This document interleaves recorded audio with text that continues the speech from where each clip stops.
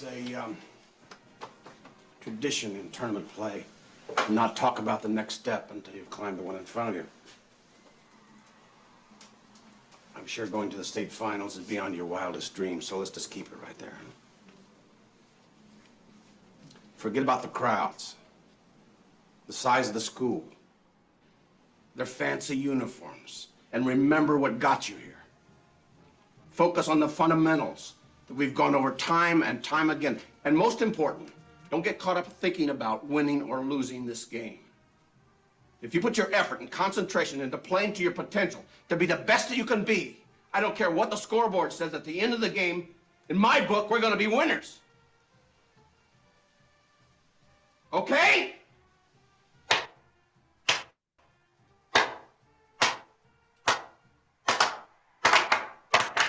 All right! Let's go! Let's go! Let me hear it! Go! Welcome to the mute button. Welcome, fellow Toastmasters all around the world. My name is Alex Balish, and today I would love to talk to you about teamwork and how that is important. The reason why I showed that clip was that was 8 gentlemen from a small town in Indiana who came together to do one of the most unbelievable things, win the state championship. Whether you are a small individual person in a corporate environment or an entrepreneur like myself, it does not matter. You can be successful. And when we're talking about success, there's no real I in team. And what does that mean? You have to have some benefits in terms of you have to have various skills. Now, I teach CPR, and I'm also a referee for football. And I've refereed a whole bunch of sports as well as coached. And what I always tell people is there's leaders and there's followers. And as a coach, that leader must figure out what everybody's strengths are, and more importantly, what their weaknesses are. So as a leader, you must have a plan and have a mission for the group. Spend less day on the day-to-day, but more on the supervision and activities. When you have your team, you have all of your role players. If we look at this group right here, this group is a team. We have a timer, we have a Zoom master, we have a general evaluator, we even have a Toastmasters of the day and guests. Everybody plays their role, and the Toastmaster and the general evaluator work together, hopefully, the same way the timer and the Toastmaster of the day work together. Even the timer and the speaker work together.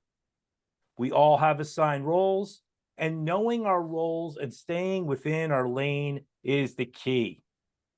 We want to have measurable goals, and we want to lay out what is going on. One of the best things about this team tonight was we found out what time everything was. There was a little snafu, wasn't there? Because of that snafu, we corrected it so it didn't become bigger than what it was. This speech is a certain amount of time. The question and answer is a separate time. Empowerment. Empowerment is the key. Encouragement. You want to put people in positions to be successful. One of the best jobs I ever had was I worked at Starbucks. And my general manager told me, I don't put a person in a shift. I want to put a person in a position. What does that mean? I can throw anybody in on the floor for a shift, but if I get the right person, they will have that position for a long time. And every single one of you, as I'm looking at you, have talents. It's about putting those people in those positions to win. Now, training the team is important. And I have to tell you, as a CPR instructor, I train people all the time. I take people like a piece of clay and I mold them. And then by the end of the class, they know how to do CPR. Are they the most confident? Maybe, but they might be still a little scared. At the end of the day, they have the knowledge. Now, I also do OSHA training. And one of the biggest problems that I find when you go into a corporate environment, I take a person like Michael, for instance, if he's been doing this job for years, what am I going to tell him about his job? Nothing. I'm going to come to him and train him to make sure he's getting the best that he can out of his job, so he's as safe as he can be. And that's what this is about. There's one major rule in safety. Everybody deserves to come home the way they came. Yes, there's more rules than that, but if you were crazy before, you deserve to go home crazy to your family, and vice versa. We don't want anybody getting hurt on the job. We don't want anybody to get hurt, whether it's their feelings or whatever else. As a ref, there's 3 teams on the field. On Sunday, we've got the Super Bowl. There's the 49ers, there's the Swifties, the Kansas City Chiefs, and there's the officials. And if those officials aren't trained and if they don't know how to do their job and be in the right position, it's just as big much of a mistake as the players not doing what they're doing. We try to come up with solutions to problems. And as a trainer, I always encourage the kids that I teach in CPR, also the kids that I teach in babysitting, if you're going to have a problem, try to come up with a solution. Don't just come with the problem. Because solution-based problems, at least we have a starting point. And the way you do that is by being organized, going down your checklist. And the one thing out of this whole entire piece of paper or this slide is communication. The lack of communication is the biggest problem in the world. There's a statistic out there. The 3rd reason why people die in the hospital, it's one word.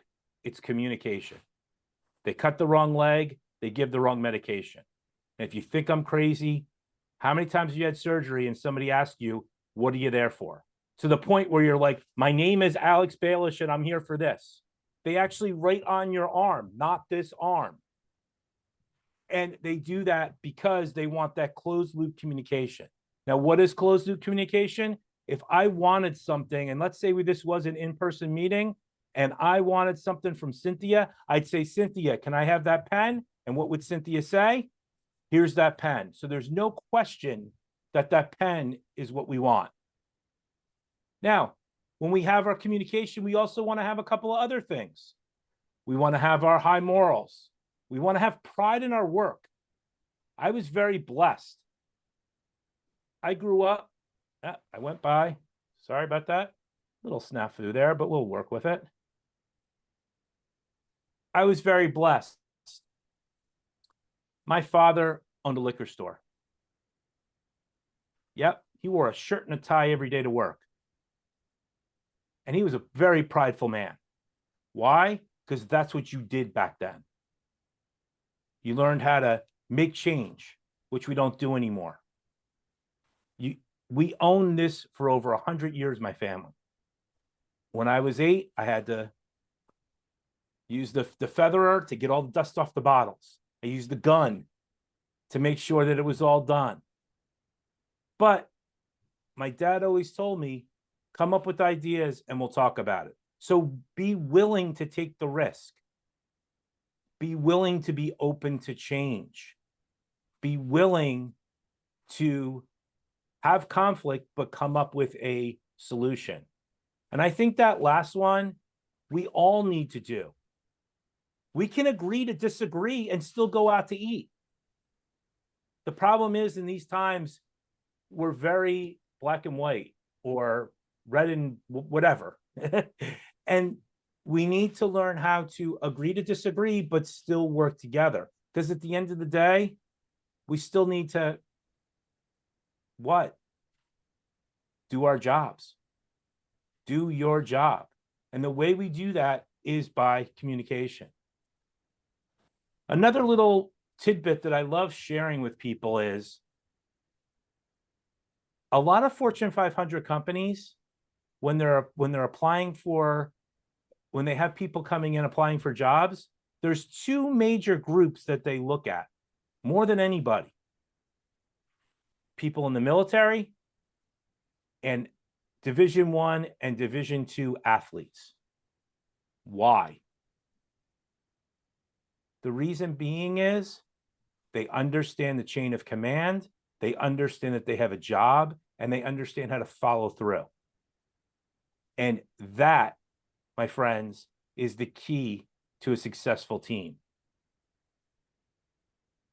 But leadership comes from the top, doesn't it?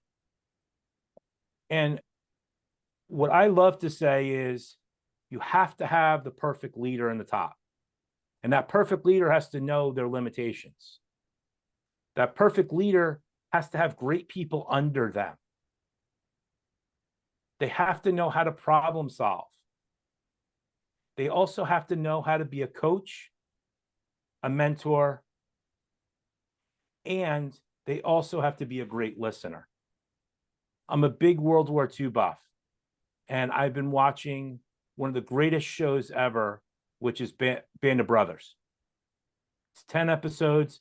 It's about a special group of men that went into Normandy, into Europe, and did a job that nobody else could do. Their commander went from major to running the whole unit on the first day.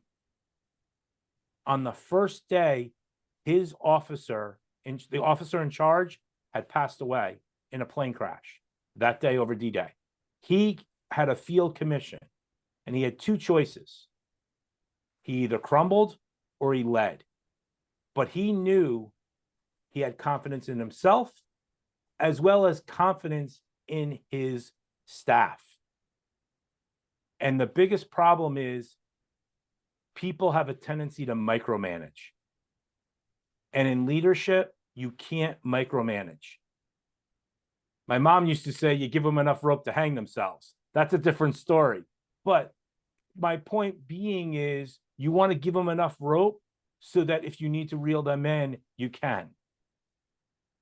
And that's why you are the supervisor. You are setting the standard. As a football coach, we used to use the term team. Together, everyone achieves more. And if you have that attitude, great things will happen. We're in a time right now where my grandparents and my great-grandparents were part of the greatest generation. And there was pride in being part of this wonderful machine, this wonderful melting pot called America. We've had problems always, but right now, when you talk about leadership and you talk about the corporate environment, there's not a lot of pride in a team. It's more pride in individual. And that's why, in a lot of cases, there seems to be more challenges than ever before. People need to come together and they need to know the roles. Thank you, everyone. I would love to answer any questions that you have.